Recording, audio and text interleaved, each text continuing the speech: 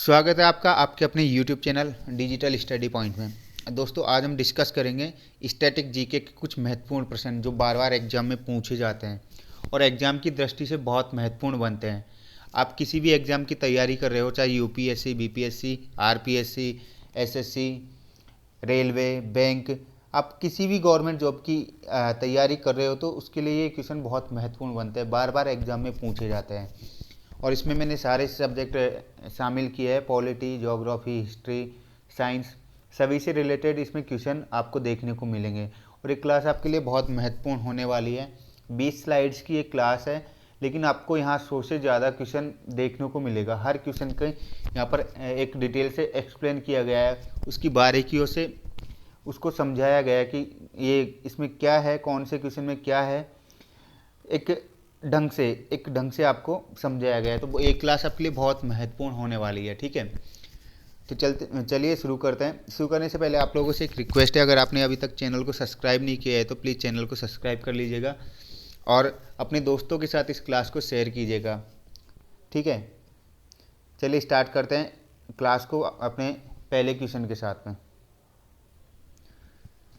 पहले क्वेश्चन में पूछा गया है कि इनमें से एक अधिनियम है जिसके अंतर्गत अंग्रेजों द्वारा भारत में पहली बार सांप्रदायिक निर्वाचन प्रणाली को प्रारंभ किया गया था।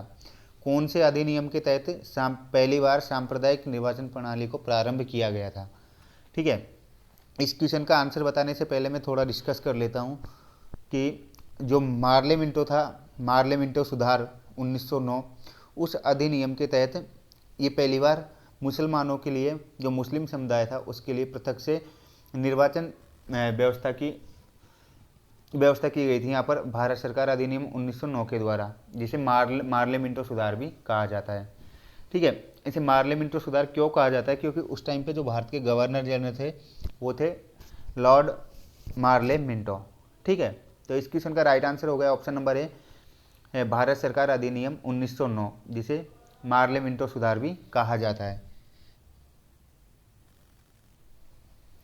तो यहाँ पर बात चली है लॉर्ड मार्लेमिंटो की, तो बात कर लेते हैं भारत के जो पहले गवर्नर जनरल बने थे उनके बारे में। तो वो कौन थे? वो थे विलियम बेंटिंक। विलियम बेंटिंक थे, वो थे भारत के पहले गवर्नर जनरल। ठीक है, बात कर लेते हैं भारत के पहले वाइसराय की। तो भारत के पहले वाइसराय थे वो थे Lord Canning. Lord Canning Bharat के पहले वाइसराय थे। ठीक है, बात कर लेते हैं बंगाल के गवर्नर जनरल के बारे में। तो वो थे Warren Hasting. Warren Hasting Bengal के पहले गवर्नर जनरल थे। ठीक है, सारे पॉइंट क्लियर हैं यहाँ तक? लिखते चलना साथ में। 1909 भारत सरकार अधिनियम 1909 के द्वारा मुस्लिमों के लिए पृथक से निर्वाचन प्रणाली को प्रारंभ किया गया था। ठीक है, अब बात कर लेते हैं जो महत्वपूर्ण वायसराय थे या गवर्नर जनरल थे जिनके शासनकाल में जो महत्वपूर्ण घटनाएं हुई थी उनके बारे में बात कर लेते हैं। ठीक है, तो सबसे पहले बात करते हैं हम वॉरेन हेस्टिंग के बारे में। वॉरेन हेस्टिंग के बारे में बात करते हैं, जिनका कार्यकाल रहा था 1773 से 1785। ठीक है, तो इनके कार्यकाल में जो महत्वपूर्ण घटनाएं हुई थी वो कौन कौन सी थी? वो थी एक तो रेगुलेटिंग एक्ट 1773, आपको याद हो तो रेगुलेटिंग एक्ट, एक एक्ट आया था 1773 में, वो इन्हीं के शासनकाल में आया था जब ये वायसराय थे। उसके बाद 1782 में सालवाई की संधि भी इन्हीं के टाइम पे हुई थी। जो सालवाई की संधि 1782 में हुई थी वो इन्हीं के समय हुई थी। एक कॉपी में, एक नोटबुक में आप नोट करते चलिएगा। एक साइड गवर्नर जनरल लिख लीजिएगा, एक साइड जो भी उनके कार्यकाल में घटना हुई थी उनको लिख लीजिएगा। वॉरेन हेस्टिंग की बात कर रहे हैं, 1773-1785 इनका कार्यकाल था। इसमें रेगुलेटिंग एक्ट आया था 1773 में। 1782 में हुई थी सालवाई की संधि, और जो प्रथम मराठा युद्ध था वो भी इसी के शासनकाल में हुआ था 1775 से 1782 तक। ठीक है, और जो दूसरा मैसूर युद्ध था वो भी इन्हीं के शासनकाल में हुआ था। वो कब से कब तक था? वो था 1780 से 1784 ईस्वी तक। ठीक है, अगले गवर्नर के बारे में बात कर लेते हैं, वो थे लॉर्ड कॉर्नवालिस। लॉर्ड कॉर्नवालिस के बारे में बात करें तो इनका कार्यकाल था 1786 से 1793 तक का। जो बंगाल में स्थायी बंदोबस्त प्रणाली लागू की गई थी वो इन्हीं के कार्यकाल में। और ये कई बार एग्जाम में पूछा जाता है कि स्थायी बंदोबस्त कार्यप्रणाली जो लागू की गई है वो किसके शासनकाल में हुई थी, तो वो हुई थी लॉर्ड कॉर्नवालिस के टाइम पे। ठीक है, 1793, ध्यान रखना। 3 प्रकार की ये व्यवस्था थी, एक थी स्थायी बंदोबस्त, एक थी रैयतवाड़ी और एक थी महलवाड़ी। स्थायी बंदोबस्त ये जो पूर्वी भाग था बंगाल की साइड का वहाँ पर लागू थी, और जो रैयतवाड़ी थी वो साउथ में मद्रास और मुंबई यहाँ पर रैयतवाड़ी थी। और जो महलवाड़ी थी वो पश्चिमी राजस्थान और पश्चिमी भारत और मध्य भारत में यहाँ पर महलवाड़ी। ठीक है, तीनों व्यवस्था आप ध्यान रखना। बात कर लेते हैं लॉर्ड विलियम बेंटिंग के बारे में। ठीक है, इनका शासनकाल कब से कब तक रहा था, वो था 1828 से 1835 तक इनका शासनकाल रहा था, लॉर्ड विलियम बेंटिंग। इन्हीं के टाइम पे सती प्रथा का उन्मूलन हुआ था। 1829 में राजा राम मोहन राय ने विलियम बेंटिंग की मदद से सती प्रथा का उन्मूलन किया था। ठीक है, 1829 में, ध्यान रखना। बात कर लेते हैं अगले वाइसराय की, वो थे डलहौजी। डलहौजी का कार्यकाल था 1848 से 1856 ईस्वी। डलहौजी कब से कब तक थे, 1848 से 1856। ठीक है, तो इनके कार्यकाल में कौन कौन सी प्रमुख घटनाएं हुई थी, वो थी जो व्यपगत का सिद्धांत था ना, उसका परिचय इन्हीं के शासनकाल में हुआ था, व्यपगत का सिद्धांत। ठीक है, और वुड डिस्पैच भी इन्हीं के शासनकाल में आया था 1854 में, वुड डिस्पैच। और 1853 में जो पहली रेल सेवा चली थी मुंबई से ठाणे के बीच, वो भी इन्हीं के शासनकाल में चली थी, डलहौजी के टाइम पे। और क्या हुआ था, जो लोक निर्माण विभाग की स्थापना थी जिसे PWD बोला जाता है, वो भी इन्हीं के शासनकाल में हुई थी। तो डलहौजी के टाइम पे कौन कौन से काम हुए थे, व्यपगत का सिद्धांत, वुड डिस्पैच और पहली रेल सेवा 1853 और लोक निर्माण विभाग की स्थापना। अब बात कर लेते हैं चेम्सफोर्ड के बारे में।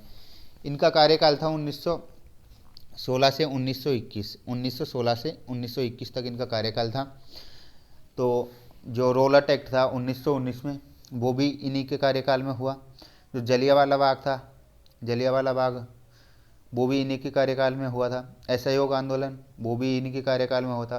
खिलाफत आंदोलन वो भी इन्हीं के कार्यकाल में हुआ था। ठीक है, तो ये सारी बातें आपको ध्यान रखनी है कि कौन से गवर्नर के कार्यकाल में कौन सी महत्वपूर्ण घटना हुई थी, क्योंकि बार बार एग्जाम में पूछा जाता है, जो एग्जाम में पूछा जाता है वही मैं आपको बता रहा हूँ। ठीक है, तो ये सारी चीज़ें आप ध्यान रखिएगा। चलते हैं अगले क्वेश्चन की तरफ। इस क्वेश्चन का राइट आंसर हो जाएगा भारत सरकार अधिनियम 1909 के द्वारा मुस्लिमों के लिए पृथक से निर्वाचन प्रणाली का आरंभ कर दिया था, और यहीं से जो विभाजन के बीज थे वो बो दिए थे। ठीक है, अगले क्वेश्चन में पूछा गया है कि शिवाजी का राज्याभिषेक कब और कहाँ पर हुआ था। ठीक है, बात कर लेते हैं शिवाजी के बारे में। तो शिवाजी का राज्याभिषेक था वो हुआ था 6 जून 1674 में रायगढ़ में, 6 जून 1674 ईस्वी रायगढ़ में हुआ था। ठीक है, तो इस क्वेश्चन का राइट आंसर हो जाएगा ऑप्शन नंबर बी, रायगढ़ में 6 जून 1674 में। ठीक है, मराठा जो थे वो एक उनके पास एक प्रणाली थी जिसमें वो माहिर थे, युद्ध प्रणाली थी एक, वो कौन सी थी, वो थी छापामार युद्ध प्रणाली थी, जिसे शिव सूत्र भी बोला जाता था उनकी भाषा में, शिव सूत्र। ठीक है, और छापामार युद्ध प्रणाली में ये माहिर थे। अब बात करें कि शिवाजी का जन्म, पूछ लिया जाता है कि शिवाजी का जन्म कब और कहाँ हुआ था, तो वो हुआ था 19 फरवरी 1630 ईस्वी को शिवनेरी दुर्ग में इनका जन्म हुआ था, और 6 जून 1674 को रायगढ़ के दुर्ग में इनका राज्याभिषेक हुआ था। और मराठा की प्रमुख जो युद्ध नीति थी वो थी छापामार युद्ध नीति। ठीक है, सारे डाउट क्लियर हो गए, और इस क्वेश्चन का राइट आंसर हो जाएगा ऑप्शन नंबर बी, रायगढ़। अगले क्वेश्चन में आपसे पूछा गया है कि इनमें से कौन सा सबसे बड़ा स्तूप है। नीचे 4 स्तूप दिए गए हैं और पूछा गया है कि सबसे बड़ा स्तूप कौन सा है। तो इस क्वेश्चन का राइट आंसर हो जाएगा ऑप्शन नंबर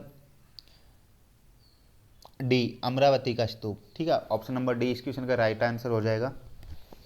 कुछ बातें हैं इनके और भी, इनके बारे में जो ऑप्शन में दिए गए हैं स्तूप, वो जान लेते हैं एक बार। ठीक है, तो बात करें अमरावती के स्तूप की, तो ये सबसे बड़ा जो स्तूप है वो अमरावती का है। और ये इसका निर्माण कब हुआ था? इसका निर्माण हुआ था सातवाहन काल में हुआ था। सातवाहन काल था तब इसका निर्माण हुआ था। ठीक है, इसे महाचैत्य कहा जाता है। ठीक है, क्या बोला जाता है इसको? महाचैत्य। बात कर लेते हैं पिपरहवा स्तूप के बारे में बात कर लेते हैं। ठीक है,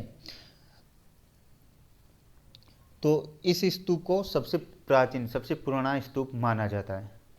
अब बात कर लेते हैं सांची का स्तूप। तो ये सबसे फेमस जो स्तूप है वो है सांची का स्तूप। और इसका निर्माण किसने किया था? इसका निर्माण किया था अशोक के द्वारा, इसका निर्माण किया गया था। ठीक है, और ये कहाँ पर स्थित है? मध्य प्रदेश, भोपाल में ये स्थित है सांची का स्तूप। ठीक, तो इस क्वेश्चन का राइट आंसर हो जाएगा ऑप्शन नंबर डी, अमरावती का स्तूप, जिसका निर्माण सातवाहन काल में हुआ था और ये सबसे बड़ा स्तूप है। बात कर लेते हैं अगले क्वेश्चन के। अगले क्वेश्चन में पूछा गया है कि जो नीति आयोग है उसकी स्थापना कब हुई थी। बात करें नीति आयोग की स्थापना की बात कर ले तो ये हुई थी ऑप्शन नंबर बी 1 जनवरी 2015। 1 जनवरी 2015 को नीति आयोग की स्थापना की गई थी। और ये आयोग काम क्या करता है भाई साहब? अभी तक तो इसने कोई काम किया नहीं है आपके एग्ज़ाम में आने के अलावा। ठीक है, अभी तक आपके एग्ज़ाम में आने के अलावा इसने कोई अच्छा काम किया नहीं है। ये बार बार आपके एग्ज़ाम में पूछा जाता है बस, इसके अलावा इसके पास और कोई ही काम नहीं बचा है। ठीक है, तो इसके अध्यक्ष कौन होता है? इसका अध्यक्ष होता है जो प्रधानमंत्री होता है भारत का, वो इसका अध्यक्ष होता है। बात करें इसके जो पहले सीईओ थे, उनके बारे में बात करें तो वो थे खुल्लर साहब थे। कौन से थे? सिंधु श्री खुल्लर। हाँ, सिंधु श्री खुल्लर साहब जो थे वो पहले सीईओ थे इसके। और वर्तमान सीईओ की बात करें तो वो है अभी क्या नाम है यार? अमिताभ कांत। ठीक है, अमिताभ कांत अभी के जो इसके नीति आयोग के सीईओ हैं। और बात कर ले ये कौन से आयोग के स्थान पर इसका स्थापना की गई है, तो योजना आयोग के स्थान पर ये नीति आयोग बनाया गया था।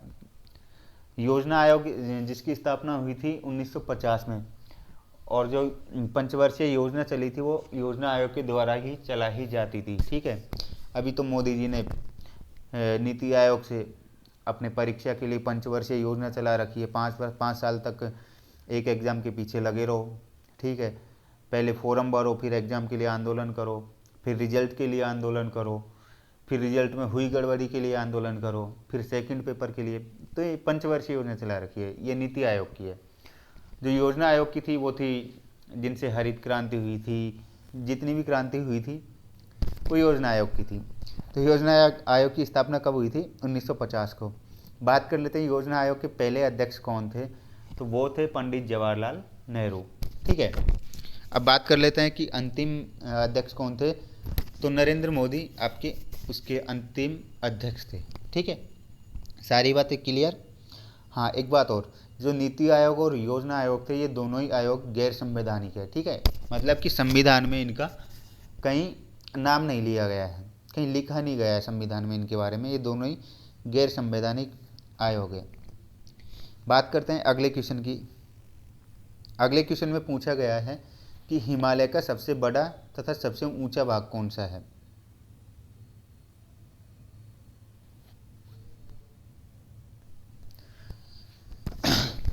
तो इस क्वेश्चन का राइट आंसर हो जाएगा option number C, Nepal Himalaya. इस क्वेश्चन का तो राइट आंसर हो जाएगा option number C, Nepal Himalaya सबसे बड़ा तथा सबसे ऊंचा भाग है। अब हिमालय के बारे में थोड़ा जान लेते हैं। ठीक है, हिमालय जो नेपाल हिमालय है वो है 800 किलोमीटर लंबा। ठीक है, 800 किलोमीटर लंबा है नेपाल हिमालय। और इसकी सबसे ऊंची चोटी है वो है माउंट एवरेस्ट। ठीक है, तो इसकी लंबाई कितनी हो गई? 800 मीटर। और बात करें इसकी ऊंचाई की तो वो है माउंट एवरेस्ट, इसकी सबसे ऊंची चोटी, और जिसकी ऊंचाई है 8849 मीटर। 8849 मीटर उसकी ऊंचाई है। अब बात कर लेते हैं हिमालय की दूसरी सबसे ऊंची चोटी के बारे में, तो वो है K2। K2 के नाम से उसे जाना जाता है। हिमालय की दूसरी सबसे ऊंची चोटी K2 है, जिसकी ऊंचाई है 8611 मीटर, 8611 मीटर। बात कर लेते हैं तीसरी सबसे ऊंची चोटी, तो वो है कंचनजंगा। कंचनजंगा तीसरी सबसे ऊंची चोटी है, जिसकी ऊंचाई है 8586 मीटर। ठीक है। अब बात कर लेते हैं चौथी सबसे ऊंची जो हिमालय की चोटी है, वो है नंगा पर्वत। ठीक है, और इसकी ऊंचाई कितनी है? 8126 मीटर। मैंने आपको हिमालय की 4 चोटियाँ बताई। पहली माउंट एवरेस्ट, जिसकी हाइट कितनी है? 8849 मीटर। दूसरी है K2, जिसकी ऊंचाई कितनी है? 8611 मीटर। तीसरी है कंचनजंगा, जिसकी हाइट कितनी है? 8586 मीटर। और चौथी है नंगा पर्वत, जिसकी ऊंचाई है 8126 मीटर। ठीक है। अब बात कर ले कि जो हिमालय है वो भारत के कितने राज्यों में फैला हुआ है। ठीक है, तो जो हिमालय है वो भारत के 12 राज्यों में फैला हुआ है। इसका विस्तार भारत के 12 राज्यों में है। और हिमालय का निर्माण टेथी सागर से हुआ था उसके। ठीक है, तो ये था इस क्वेश्चन के बारे में कुछ अलग से पॉइंट्स जो आपको याद रखने थे। एग्जाम में कहीं से भी कुछ भी पूछ लिया जाता है। तो इस क्वेश्चन का right answer option number C, Nepal Himalaya. चलिए बढ़ते हैं अगले क्वेश्चन की तरफ। अगले क्वेश्चन में पूछा गया है कि टिहरी बांध कौन से राज्य में स्थित है। ठीक है, बात कर लेते हैं टिहरी बांध। तो टिहरी बांध ये उत्तराखंड में, ठीक है, उत्तराखंड राज्य में स्थित है। तो इस क्वेश्चन का राइट आंसर हो जाएगा ऑप्शन नंबर सी, उत्तराखंड। अब बात कर लेते हैं टिहरी बांध के बारे में। जो भी इम्पोर्टेंट फैक्ट है वो जान लेते हैं। ठीक है, तो सबसे ऊंचा बांध आपसे पूछ लिया जाए एग्जाम में कि सबसे ऊंचा बांध कौन सा है, तो दोस्तों वो है टिहरी बांध। टिहरी बांध भारत का सबसे ऊंचा बांध है और इसकी ऊंचाई कितनी है? वो है 260 मीटर, 260 मीटर। आपसे पूछ लिया जाए कि टिहरी बांध कौन सी नदी पर स्थित है, तो ये जो टिहरी बांध है ये भागीरथी नदी और किलांगवा नदी है एक, भागीरथी और किलांगवा, इन दोनों के संगम पर ये टिहरी बांध स्थित है। इसकी ऊंचाई मैंने आपको बता दी है, जो है 260 मीटर। अब बात कर लेते हैं भारत के कुछ प्रमुख बांधों के बारे में जो बार बार एग्जाम में पूछे जाते हैं। ठीक है, तो बात करते हैं नागार्जुन सागर बांध की। ये नागार्जुन सागर बांध कहाँ पर स्थित है? ये स्थित है दोस्तों तेलंगाना में। तेलंगाना में ये स्थित है और कौन सी नदी पर है? कृष्णा नदी पर। बात कर लेते हैं अलमाटी बांध के बारे में। तो जो अलमाटी बांध है वो कर्नाटका में स्थित है। ठीक है, कर्नाटका में अलमाटी बांध स्थित है और कौन सी नदी पर है? ये है कृष्णा नदी पर। अब बात कर लेते हैं अगले बांध के बारे में, जो है कृष्णराज सागर बांध। ठीक है, जो इम्पोर्टेंट है, जो एग्जाम में पूछे जाते हैं बार बार, उन्हीं को मैंने यहाँ पर लिया है। तो कृष्णराज सागर बांध ये कौन सी नदी पर है? ये है कावेरी नदी पर। और कहाँ पर स्थित है दोस्तों? ये भी कर्नाटका में स्थित है। अब बात कर लेते हैं इडुक्की बांध के बारे में। जो इडुक्की बांध है वो कहाँ पर स्थित है? वो है केरला में स्थित और कौन सी नदी पर है? पेरियार नदी पर इडुक्की बांध स्थित है। ठीक है, बात करते हैं गांधी सागर बांध। गांधी सागर बांध के बारे में बात करते हैं तो ये चंबल नदी पर है और मध्य प्रदेश में स्थित है। मैंने दोस्तों बताया था आपको स्टार्टिंग में ही कि 20 स्लाइड है, लेकिन मैं कम से कम 100 से ज़्यादा क्वेश्चन इसमें कवर करने वाला हूँ। आपको हर एक जो मैं आपको बता रहा हूँ, हर एक पॉइंट आपके एग्जाम के पॉइंट ऑफ व्यू से बहुत इंपॉर्टेंट बनता है, क्योंकि क्वेश्चन ये नहीं पूछा जाएगा कि टिहरी बांध कौन से राज्य में स्थित है। इसके आसपास की जो जानकारी है उसमें से भी क्वेश्चन उठा सकता है। ठीक है, तो आपको पता होना चाहिए। इसीलिए मैंने जो इम्पोर्टेंट बांध है इंडिया के उनको एक साथ आपको यहाँ पर बताया है। ठीक है, अगले बांध के बारे में बात कर लेते हैं, गांधी सागर बांध। तो ये भी चंबल नदी पर मध्य प्रदेश में, मैंने आपको बताया। अब बात कर लेते हैं हीराकुंड बांध के बारे में। तो ये उड़ीसा में स्थित है, महानदी पर। ठीक है, बात कर लेते हैं धुआंधार बांध। अभी पिछले जो एग्ज़ाम लगी थी लेटेस्ट में 4-5 एग्ज़ाम, उनमें हर एग्ज़ाम में पूछा गया था ये धुआंधार बांध। इतना फेमस हो रखा है, ट्रेंडिंग में चल रहा है धुआंधार बांध। धुआंधार बांध नर्मदा नदी पर, ध्यान रखना, धुआंधार बांध नर्मदा नदी, ठीक है।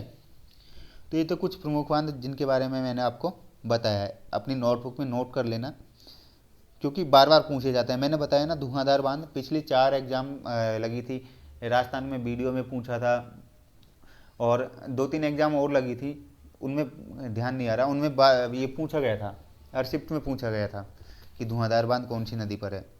यह है नर्मदा नदी पर, ठीक है। तो इस क्वेश्चन का राइट आंसर हो जाएगा ऑप्शन नंबर सी, उत्तराखंड। चलिए चलते हैं अगले क्वेश्चन की तरफ। अगले क्वेश्चन में आपसे पूछा गया है कि शेषनाग तथा बेरीनाग झील कौन सी पर्वत श्रेणी में स्थित है। शेषनाग तथा बेरीनाग झील कौन सी पर्वत श्रेणी में स्थित है। तो दोस्तों ये जम्मू कश्मीर के जास्कर श्रेणी में स्थित है, ठीक है। तो ऑप्शन नंबर बी इसका राइट आंसर हो जाएगा। जो जम्मू कश्मीर की जास्कर पर्वत श्रेणी है उसमें ये दोनों झील स्थित है, ठीक है। और जो शेषनाग झील है उसी के पास से झेलम नदी निकलती है, उसी के पास से झेलम नदी निकलती है। और झेलम नदी के ही किनारे कौन सा शहर स्थित है, वो है कश्मीर। जो शहर है जम्मू कश्मीर, कश्मीर जो है वो झेलम नदी के किनारे स्थित है। और दोस्तों झेलम नदी भारत पाकिस्तान की सीमा बनाती है, ठीक है। ये भारत पाकिस्तान की सीमा बनाती है। तो इस क्वेश्चन का राइट आंसर हो जाएगा ऑप्शन नंबर बी, जास्कर पर्वत श्रेणी, जो कहाँ पर स्थित है, जम्मू कश्मीर में, ठीक है। चलते हैं अगले क्वेश्चन की तरफ।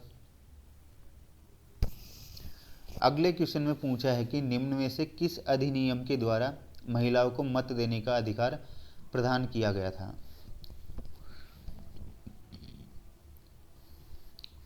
इस क्वेश्चन का राइट आंसर हो जाएगा option number C. Option number C इस क्वेश्चन का राइट आंसर हो जाएगा। 1919 के भारत शासन अधिनियम के तहत भारत में पहली बार महिलाओं को मत देने का अधिकार प्रदान किया गया था, ठीक है। और एक किसके शासनकाल में हुआ था, चेम्सफोर्ड। मैंने आपको बताया था चेम्सफोर्ड के शासनकाल के बारे में। तो चेम्सफोर्ड के शासनकाल में ये हुआ था। तो इस क्वेश्चन का right answer option number C. 1909 के भारत परिषद अधिनियम के बारे में हम डिस्कस कर चुके हैं कि जो मुस्लिम थे उनके लिए पृथक से निर्वाचन प्रणाली वो कब से लागू की गई थी, 1909 के मार्ले मिंटो सुधार। और जो 1935 भारत शासन अधिनियम है, इसके बारे में बात करें तो जो भारत का संविधान है उसका प्रमुख स्रोत माना जाता है 1935 का भारत शासन अधिनियम, ठीक है। और इसी अधिनियम में पहली बार, ठीक है, पहली बार इसी अधिनियम में संघीय प्रणाली की नींव रखी गई थी 1935 के भारत शासन अधिनियम के तहत, ठीक है। चलते हैं अगले क्वेश्चन की तरफ। अगले क्वेश्चन में पूछा है कि भारत की प्रथम राजनीतिक संस्था कौन सी थी। इस क्वेश्चन का आंसर आप लोग मुझे कमेंट में करके बताओगे कि भारत की प्रथम राजनीतिक संस्था कौन सी थी, ठीक है। चलते हैं अगले क्वेश्चन की तरफ, ये आप मुझे कमेंट में बताओगे। अगले क्वेश्चन में पूछा है कि क्या कारण है कि सोडियम तथा पोटेशियम को मिट्टी के तेल में डुबोकर रखा जाता है। काफ़ी महत्वपूर्ण क्वेश्चन है और कई बार एग्जामों में पूछा जाता है कि कौन सी धातु है जिसको मिट्टी के तेल में डुबोकर रखा जाता है, ठीक है। इसमें उल्टा पूछ लिया है कि क्या कारण है कि सोडियम तथा पोटेशियम को मिट्टी के तेल में डुबोकर रखा जाता है। तो इसके बारे में बात कर लेते हैं। तो ये अत्यधिक अभिक्रियाशील धातु है, ठीक है।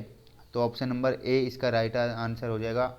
अत्यधिक अभिक्रियाशील धातु होने के कारण इसे सोडियम तथा पोटेशियम दोनों को मिट्टी के तेल में डुबोकर रखा जाता है। तो ऑप्शन नंबर ए इसका राइट आंसर हो जाएगा।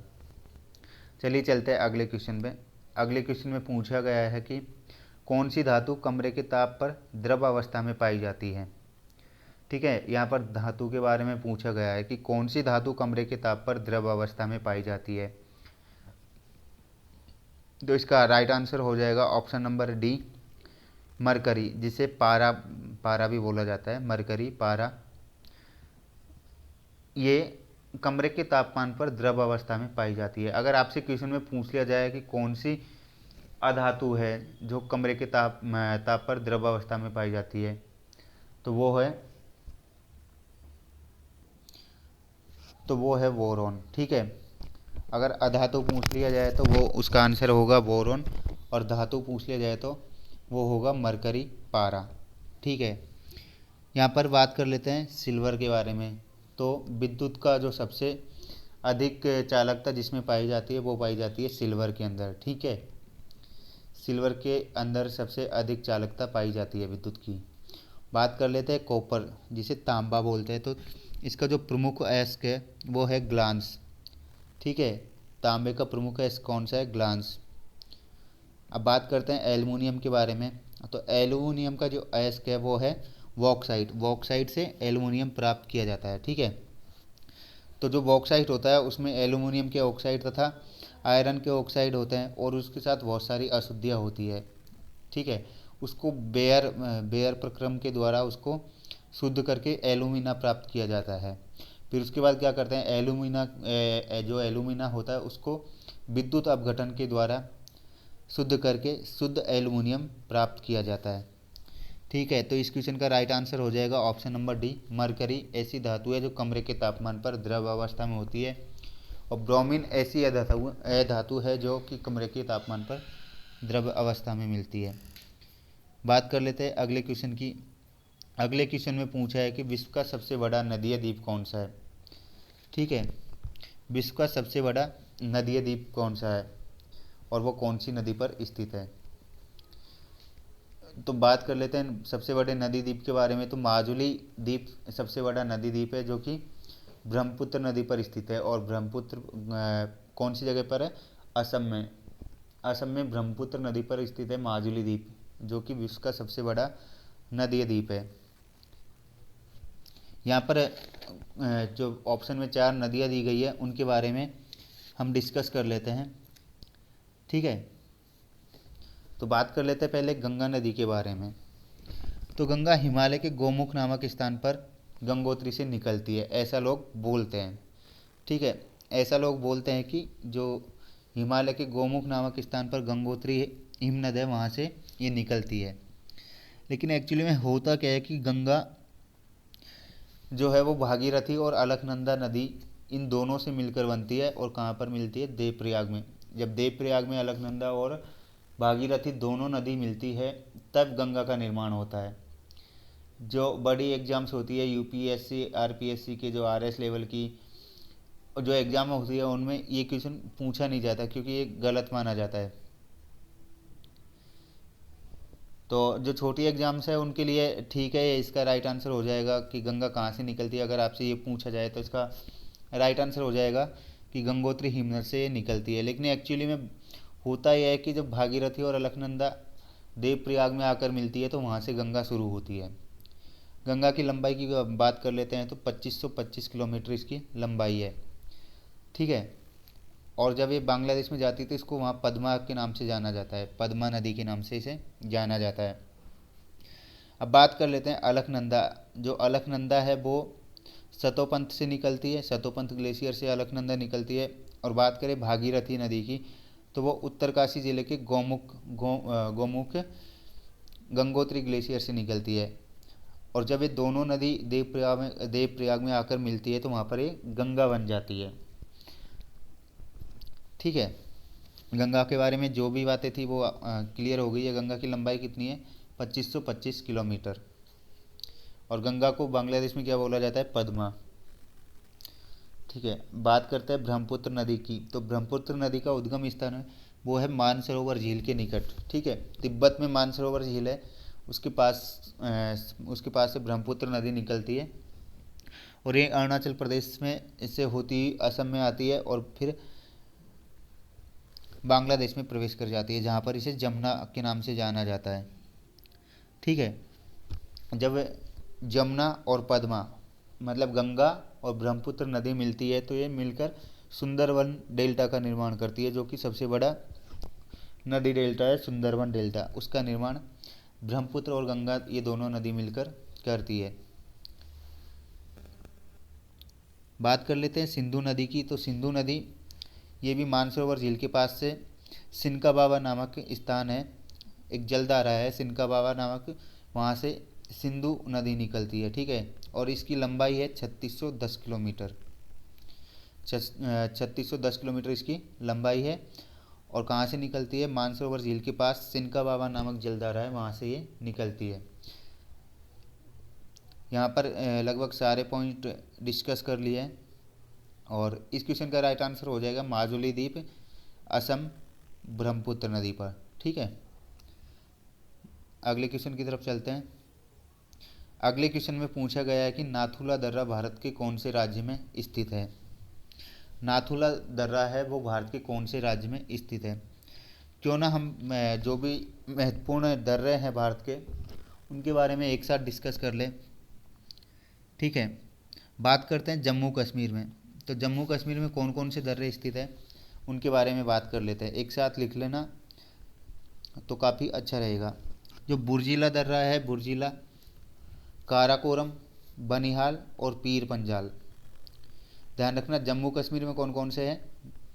बुर्जिला, काराकोरम, बनिहाल और पीर पंजाल। ये ये जो दर्रे मैंने बताए हैं ये जम्मू कश्मीर में स्थित है। बात कर लेते हैं सिक्किम में। सिक्किम में नाथुला, ठीक है, ये चुम्बी घाटी को जोड़ता है नाथुला दर्रा, सिक्किम में स्थित है। बात कर लेते हैं लद्दाख। लद्दाख में है खारदुंगला, ठीक है। और जो जोजिला दर्रा है वो है कारगिल में जोजिला दर्रा स्थित है। बात कर लेते हैं हिमाचल प्रदेश में कौन कौन से हैं। तो हिमाचल प्रदेश में है रोहतांग, बड़ालाचला और सीपी किला, ठीक है। बात कर लेते हैं अब उत्तराखंड। तो उत्तराखंड में है नीति दर्रा, माना दर्रा और लिपुलेख दर्रा, ठीक है। लिपुलेख विवाद अभी सुर्खियों में चला था, जो भारत और नेपाल के बीच था, काला पानी। तो मैंने आपको जो भी महत्वपूर्ण दर्रे थे भारत के वो बता दिए हैं, एक बार फिर से रिपीट कर लेना। जम्मू कश्मीर में कौन कौन सा है? बुर्जिला है, काराकोरम है, बनिहाल है, पीर पंजाल है। बात करें लद्दाख की तो लद्दाख में खारदुंगला। कारगिल की बात करें, कारगिल में है जोजिला। हिमाचल प्रदेश की बात करें रोहतांग, बड़ालाचला और सीपी किला। बात करें उत्तराखंड की तो उत्तराखंड में नीति दर्रा, माना दर्रा और लिपुलेख दर्रा। सिक्किम जो नाथुला दर्रा है वो सिक्किम में स्थित है, ठीक है। तो इस क्वेश्चन का राइट आंसर हो जाएगा option number C, Sikkim. Nathula दर्रा सिक्किम में स्थित है।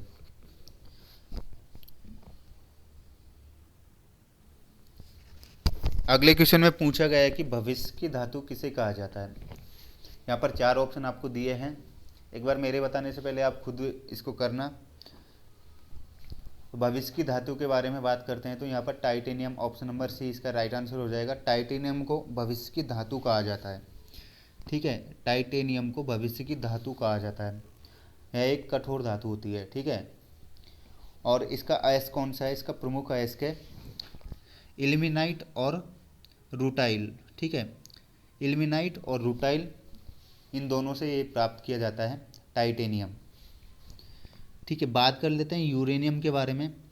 तो यूरेनियम 235 का उपयोग ईंधन के रूप में परमाणु भट्टी में किया जाता है, ठीक है। यूरेनियम 235 का उपयोग ईंधन के रूप में परमाणु भट्टी में किया जाता है। और परमाणु भट्टी में कौन सी प्रक्रिया होती है? उसमें होती है नियंत्रित विखंडन अभिक्रिया होती है, ठीक है। नियंत्रित विखंडन अभिक्रिया उसमें होती है। और परमाणु भट्टी में जो मंदक है उसके रूप में क्या चीज़ यूज ली जाती है? तो वो भारी जल और ग्रेफाइट, ठीक है। परमाणु भट्टी में ईंधन के रूप में क्या यूज लिया जाता है? यूरेनियम 235। मंदक के रूप में क्या यूज लिया जाता है? भारी जल और ग्रेफाइट। भारी जल जो कि जिसका फॉर्मूला होता है D2O। और बात कर ले नियंत्रक छड़ के बारे में, तो नियंत्रक छड़ के रूप में बोरोन और कैडमियम की छड़ों का प्रयोग किया जाता है, ठीक है। तो इसमें जो भी इम्पोर्टेंट था वो मैंने बता दिया है। एल्यूमिनियम के बारे में हम ऑलरेडी डिस्कस कर चुके हैं। चलिए अगले क्वेश्चन की तरफ। अगले क्वेश्चन में पूछा है कि भोजन के वर्ग में प्रति यूनिट कैलोरी की मात्रा सर्वाधिक होती है, ठीक है। सीधा सा पूछा है कि सर्वाधिक कैलोरी किससे मिलती है? विटामिन से, वसा से, कार्बोहाइड्रेट से या फिर प्रोटीन से। तो बात कर लेते हैं इस क्वेश्चन के बारे में। तो इस क्वेश्चन का राइट आंसर हो जाएगा ऑप्शन नंबर बी, बसा से सबसे ज़्यादा जो कैलोरी है वो मिलती है। ठीक है, क्योंकि बसा में जो ऑक्सीजन है वो कम होती है और इसके कारण इसका ऑक्सीकरण अधिक होता है, तो इस वजह से बसा में सबसे ज़्यादा कैलोरी मिलती है। बात कर ले 1 ग्राम कार्बोहाइड्रेट या फिर प्रोटीन में 4 किलो कैलोरी ऊर्जा मिलती है। ठीक है, वहीं 1 ग्राम बसा में 9 किलो कैलोरी ऊर्जा मिलती है। तो सबसे ज़्यादा किस में मिलती है? बसा में। यहाँ पर एक शब्द आया था विटामिन, बात करते हैं विटामिन। तो विटामिन ए, बी,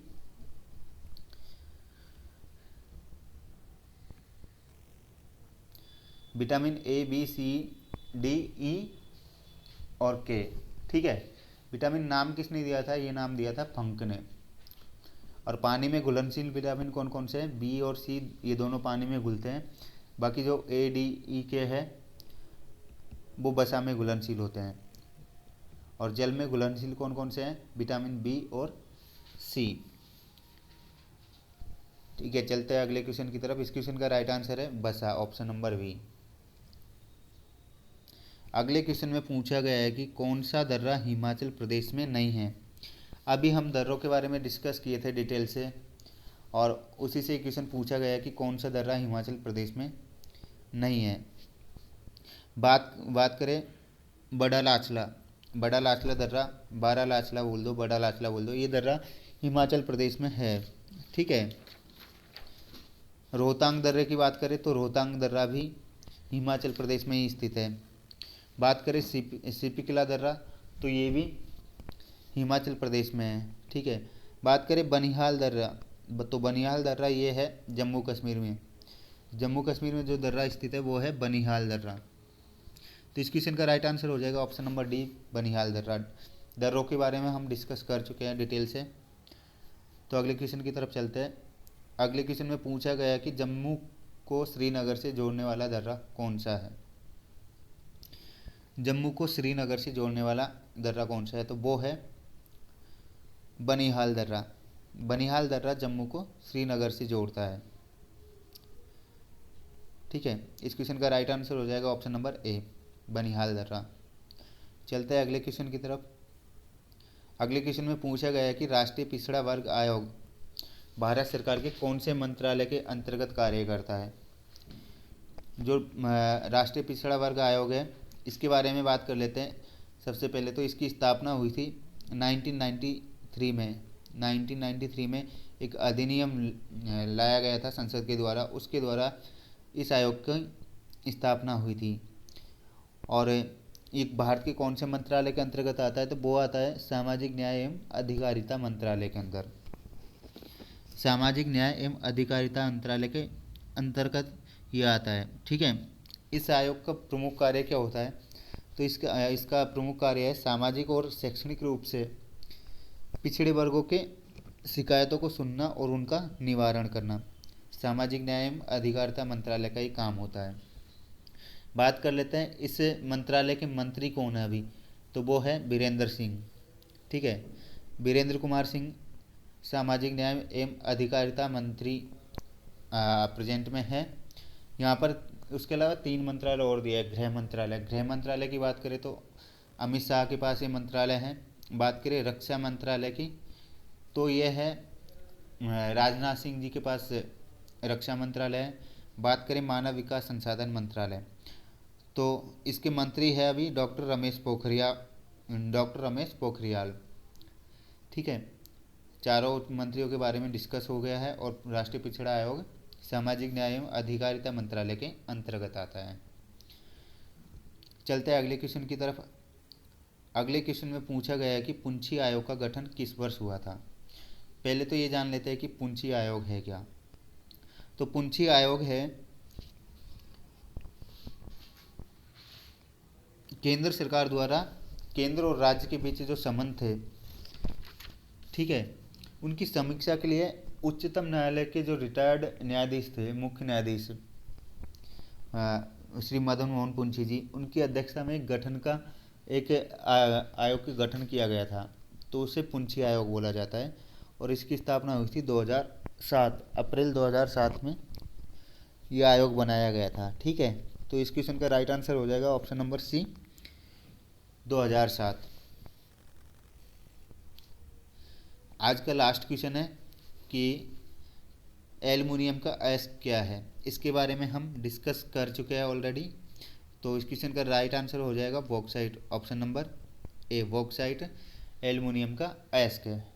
बॉक्साइट से एल्युमिनियम प्राप्त किया जाता है। ठीक है, ये थी आज की क्लास। अगर आपको अच्छी लगी हो तो शेयर करना अपने दोस्तों के साथ और चैनल को सब्सक्राइब कर देना। ठीक है।